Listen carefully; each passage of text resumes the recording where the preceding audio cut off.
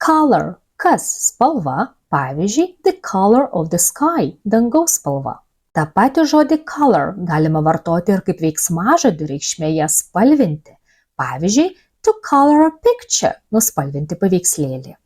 Jei norime pasakyti spalvinimas, sudarysime daiktavardį coloring, pridėję prie kamieno priesagą ing. Pavyzdžiui, a coloring book – spalvinimo knygelė.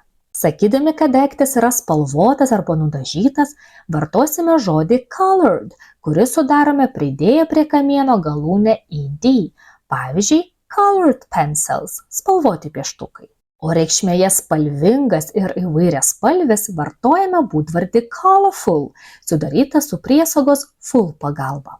Pavyzdžiui, a colorful garden – spalvingas sodas. Priešingos reikšmės žodis yra colorless – bespalvis, blankus, kurį sudarome pridėję prie kamieno priesagą less.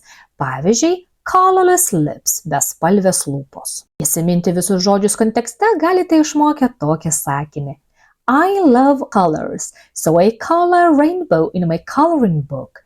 Now it's colored and looks colorful, not colorless. Like, save and follow.